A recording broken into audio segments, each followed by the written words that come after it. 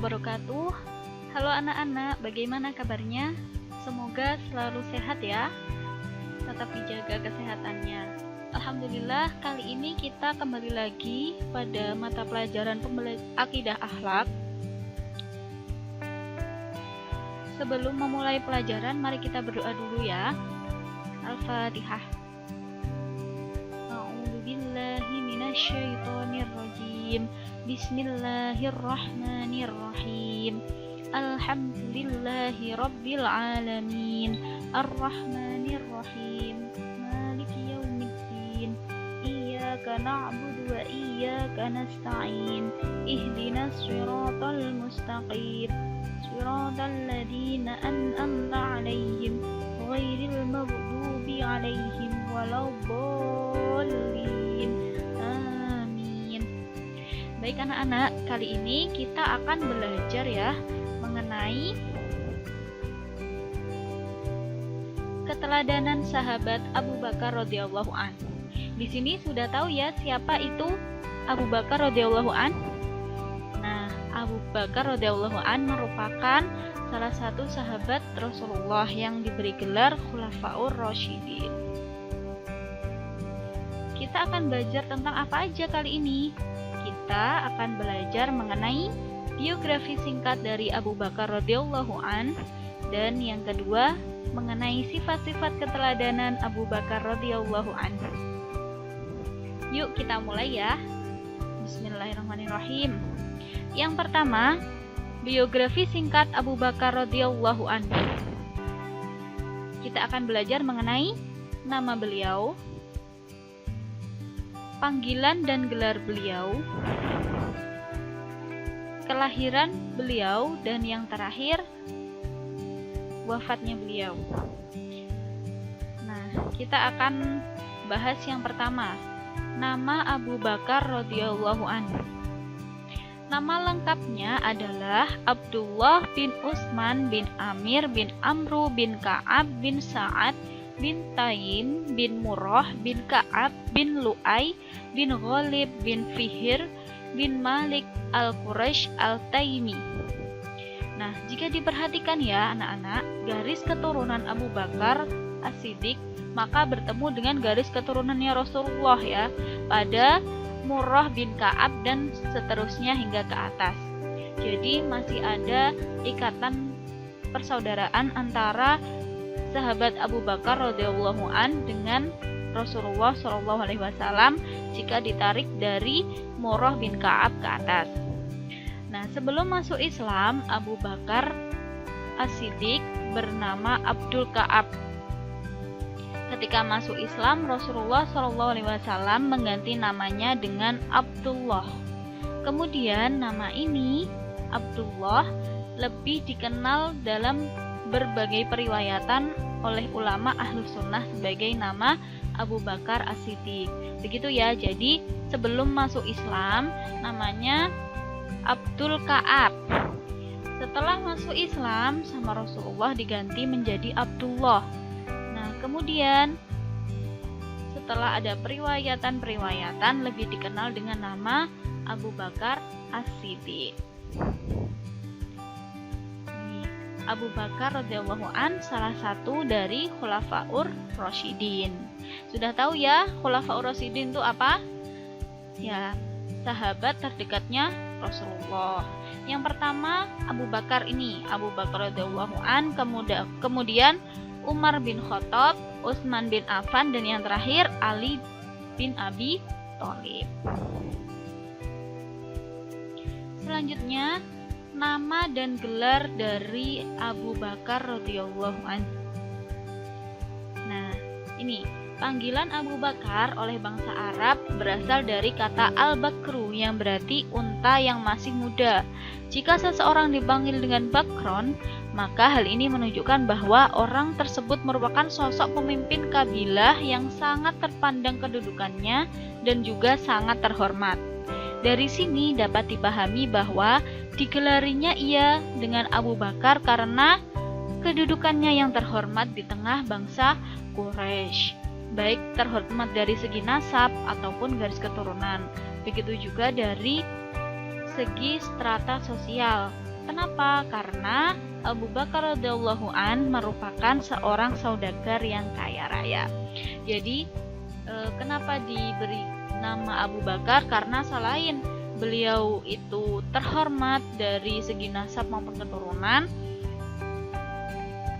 beliau juga memiliki strata sosial yang baik. Dia merupakan seorang saudagar yang kaya raya.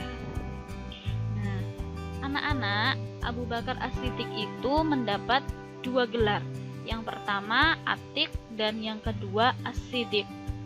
Gelar Atiq yang disandang oleh Abu Bakar As-Siddiq disebabkan karena wajahnya Atiq, yang berarti cerah dan bersih. Selain itu, beliau diberi gelar Atiq karena garis keturunannya yang bersih dan tidak ada cacatnya.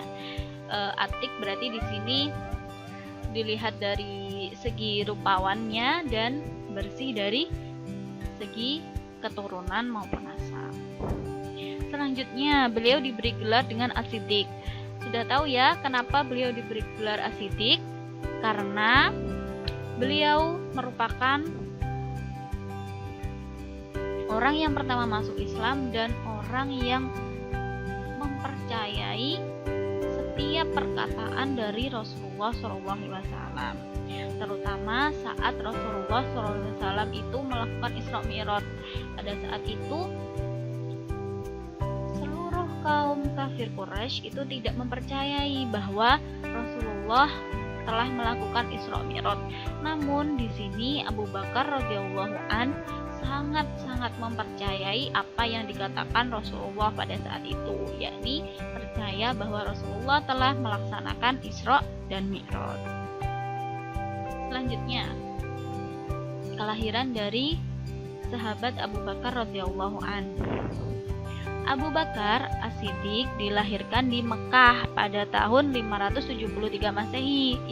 Ibnu Abu Bakar As-Siddiq bernama Salma binti Sakhor bin Amir bin Ka'ab bin Sa'ad bin Tayyim bin Murrah. Ia digelari dengan Ummu Al-Khair, sedangkan bapaknya adalah Utsman bin Amir yang masuk Islam pada peristiwa Fathul Makkah atau yang dikenal dengan penaklukan kota Mekah.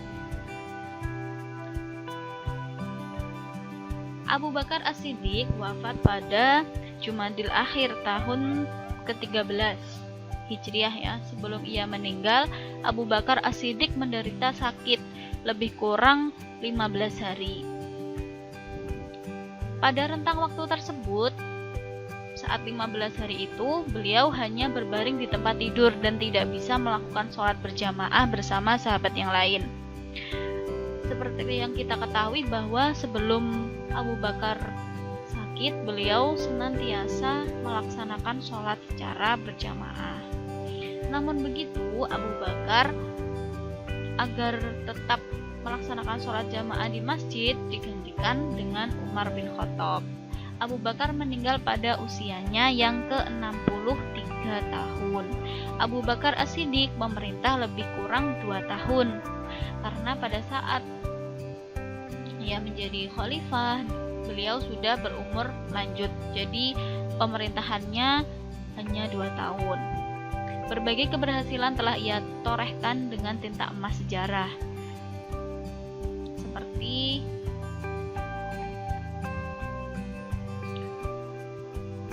penanganan pada penumpasan nabi-nabi palsu.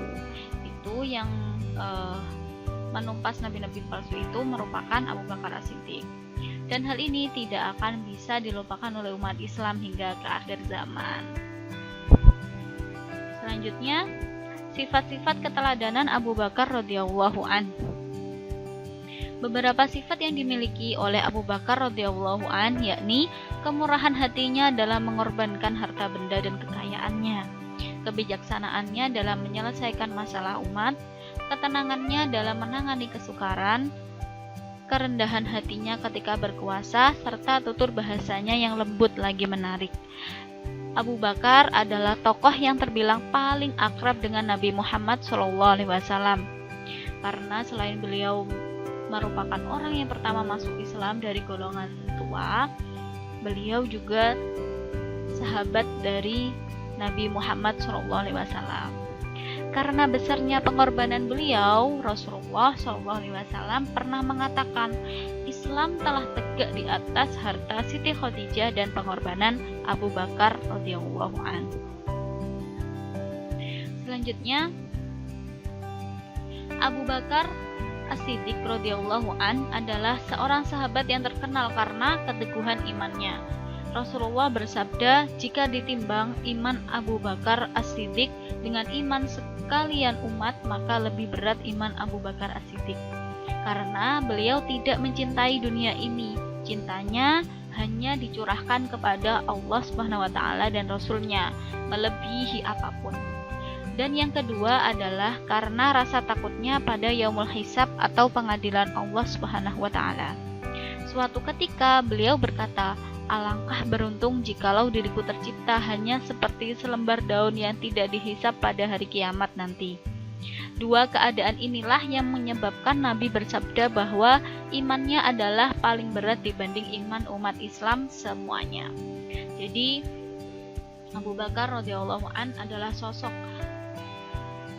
pemimpin umat yang sangat teguh keimanannya. Beliau sangat taat kepada Allah dan Rasul-Nya. Beliau sangat takut akan amal-amal ibadahnya ketika dihisab di yaumul kiamah nanti.